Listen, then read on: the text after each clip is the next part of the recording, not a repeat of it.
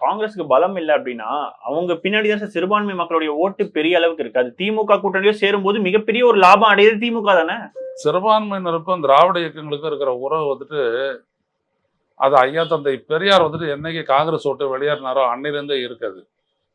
அது காரணம் என்ன அப்படின்னா சுயமரியாதை இயக்கம் அப்படின்னு கொண்டு வந்துட்டு இதுல மக்களினுடைய பிரதிநிதித்துவம், சமத்துவம், சம உரிமை எல்லாத்தையும் அவர் தான் ஆதரிச்சு முன்னெடுத்த மாபெரும் தலைவர். அந்த காலகட்டத்திலிருந்து தமிழ்நாடு பொறுத்த வரைக்கும் பாத்தீங்கன்னா திராவிட இயக்கத்தோட சேர்ந்துதான் நின்னாங்க. முஸ்லீம்களும் சரி, கிறிஸ்டியனும் சரி, ஒடுக்கப்பட்ட மக்களும் சரி, திராவிட இயக்கத்தோட பக்கம் தான் நின்னாங்க. பிற்படுத்தப்பட்ட மக்களும் சரி, எல்லாருமே பாத்தீங்க அப்படின்னா 95% இந்தாண்ட தான் நின்னாங்க. பிராமண சமூகமும் இன்னும் சில சமூகங்களும் மட்டும்தான் எதிர்த்து காங்கிரஸோட நின்றவங்க. மற்றபடிலாம் ஒன்றும் கிடையாது. காங்கிரஸோட மிகப்பெரிய அளவுக்கு பட்டியலினத்தவர்கள் நின்னாங்க. அவங்களாம் இன்னைக்கு மாறிட்டாங்க, விட்டுட்டாங்க அந்த கட்சியை வேணாம் அப்படின்ட்டு. அது 7 பிரச்சனைக்கு அப்புறம் அதுவும் போயிடுச்சு.